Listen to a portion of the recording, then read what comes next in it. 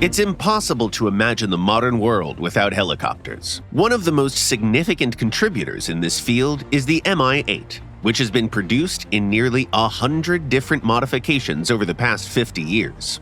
However, this legendary status was not achieved overnight. Initially, the aircraft was not even considered necessary. Let's go back to the late 1950s. The Soviet Union's aviation industry was developing at an incredible pace, churning out increasingly fast and powerful airplanes.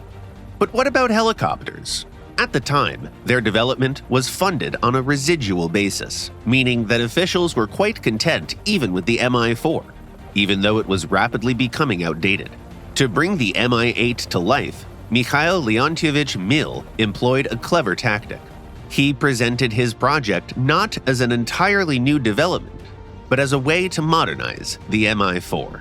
In the early stages, many of the design elements were borrowed almost unchanged. The transmission, rotors, and various control systems were taken directly from its predecessor.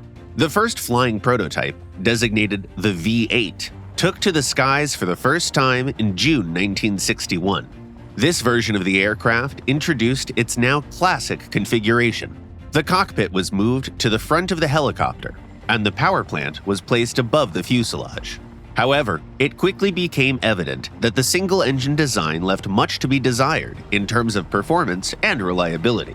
As a result, a twin-engine variant was developed in parallel. Furthermore, specially designed helicopter engines were created for this model, a novel approach for Soviet engineers at the time. Previously, helicopters had been equipped exclusively with modified aircraft engines. An important push for the project came from Nikita Khrushchev's visit to the United States. The Soviet leader was so impressed by his flight aboard the US presidential S-58 helicopter that he became determined to develop a similar aircraft for the USSR. Initially, an attempt was made to retrofit the existing Mi-4 for this purpose, but Mikhail Mil insisted that his new project would be more comfortable and safer thanks to an enlarged fuselage and twin-engine layout. By the summer of 1962, the newly developed engines had been delivered to the factory, and within a month, the second prototype, the twin-engine V-8A, made its maiden flight.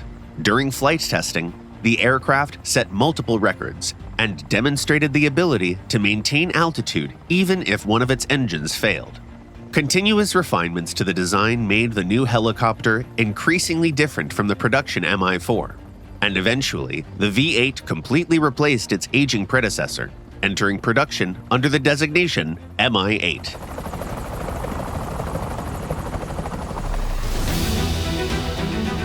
The impact of the Mi-8 on aviation history is difficult to overstate.